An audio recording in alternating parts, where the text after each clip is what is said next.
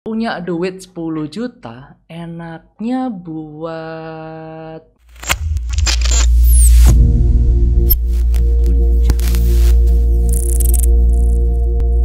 Hello good people, balik lagi sama aku Ganjar kayak Pepper Clouds.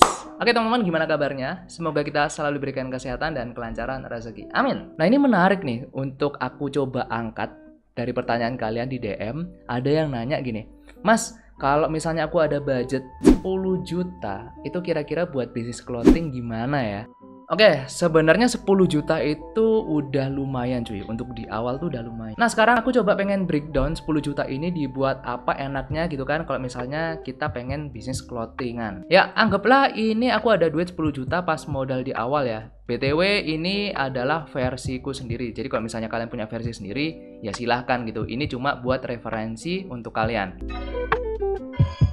Oke, yang pertama sebelum produksi ini itu pastikan dulu kita udah punya konsep, kita mau jual kemana, pasar kita siapa untuk brand kita. Pastikan semua sudah di riset terlebih dahulu ya. Pastikan ini udah fix. Kalau misalnya udah, oke kita lanjut. Yang pertama, buat desain. Nah ini aku asumsikan kalau misalnya aku beli desain di orang gitu kan. Jadi aku nggak desain sendiri. Nah anggaplah satu desain mungkin berapa ya, 500.000 deh. Satu desain 500.000. Untuk di awal itu kita pengen buat mungkin 3 artikel dulu deh. 3 artikel berarti total kita butuh 1,5 juta. Oke, yang kedua kita buat hang tag. Nah, untuk hang tag ini bervariasi sebenarnya. Ini aku ambil rank aja, mungkin kisaran 450.000 itu kita dapat ya 600 piecesan lah ya. 600 pieces berarti kalau misalnya kita bagi per piecesnya kurang lebih kena 750 perak gitu kan per hang tagnya. Nah, anggap dulu aja segini gitu kan. Kalau misalnya kamu nemu yang lebih murah ya alhamdulillah. Oke, lanjut lagi yang ketiga, kalian buat label woven. Woven anggaplah berapa ya? Bervariasi juga sih semuanya. Mungkin 800.000 deh. Kita dapat kurang lebih 1.200 pieces. Nah, itu dibagi per piecesnya berarti berapa? 800.000 bagi 1.200 660. Ya 666 gitu kan. Ya kita jangkepin aja jadi 700 per piecesnya gitu. Ya anggap dulu aja segini, nanti kalau misalnya kamu nemu yang lebih murah ya alhamdulillah gitu ya. Next yang keempat, kalian bisa buat label satin. Ini sebenarnya adalah opsional ya teman-teman. Tapi kita coba kalkulasi dulu aja kalau misalnya kita pakai label satin. Satin ini berapa ya? Mungkin minim 500 lusinan berarti 500 kali 12 6.000 ya. 6.000 pieces itu mungkin kita ambil rank mungkin 400 ribuan gitu ya. Berarti kalau per piecesnya nemunya hampir sama kayak ya woven 666 yang plus 700 perak gitu kan per bijinya gitu.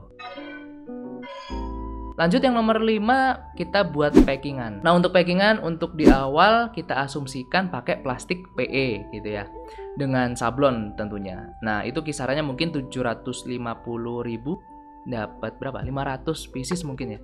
Itu kalau misalnya kita bagi per piecesnya mungkin 1.500 gitu kan, 1.500 per piecesnya. Kalau misalnya kalian dapat lebih murah ya alhamdulillah gitu. Oke, kita total dari 5 poin tadi, desain 1.500.000, hang tag 450, woven 800.000, satin 400.000, packing 750, totalnya berarti 3,9 juta gitu kan. Jadi 10 juta tadi udah berkurang 3,9 juta.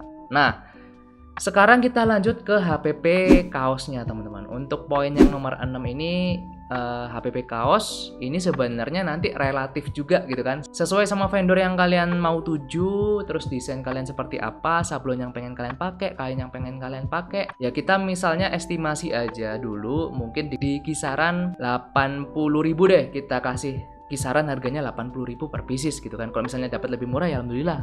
Ya pokoknya kita coba aja kita pakai rate yang paling tinggi gitu, misalnya 80.000.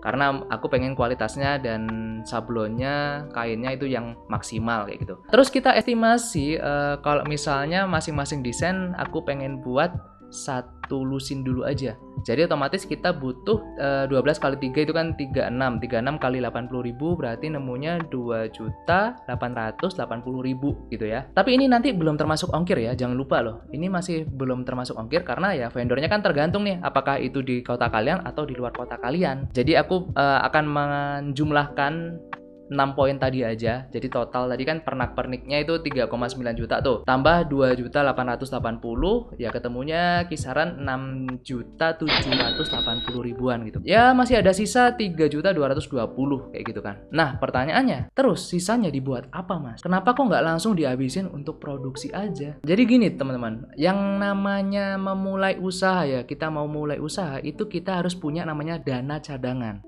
Nah, buat apa dana cadangan ini? Ya jaga-jaga gitu ke depannya, misalnya ada sesuatu yang urgent atau bisa untuk alokasi ke depannya bisa pakai IG Ads atau kalian pengen endorse atau bayar paid promote, itu kalian bisa pakai sebagian dari dana yang sisanya tadi. Kalau misalnya kalian pakai semua buat produksi, terus nanti ketika udah jalan ternyata ada biaya-biaya yang pengen kalian butuhkan, itu gimana? Ya kan, daripada ngutang lagi atau mungkin sampai ke kredit atau seperti apa, ya mending kan memaksimalkan apa yang ada gitu. Itu kalau aku ya. Tapi beda lagi kalau misalnya kalian pengen ngutang ya silakan, itu hak kalian. Tapi kalau misalnya aku ya aku pengen memaksimalkan apa yang aku punya dulu nih sekarang. So, mungkin kira-kira skema 6 ini tadi, 6 apa ya? 6 step yang aku butuhkan kalau misalnya punya duit 10 juta pas awal bisnis gitu kan. Gimana? Ada pertanyaan? Kalau misalnya ada yang belum jelas silahkan kalian komen di bawah. Tapi pastikan dulu kalian udah nonton lengkap, jadi jangan tanya yang udah aku jelaskan di atas. So, mungkin itu aja teman-teman yang bisa aku share untuk video kali ini. Atau mungkin kalian punya request, aku pengen budget sekian mas, apakah bisa buat clothingan? Nanti bakalan aku coba breakdown. Kalau misalnya bisa bakalan aku buatkan videonya. So, mungkin itu aja yang bisa aku share untuk video kali ini. Thank you guys for watching. Jangan lupa untuk like, share, comment, and subscribe. Stay safe, stay strong, never give up, paper cloud out. Bye-bye teman-teman. Thank you guys for watching. See you next video. Bye-bye.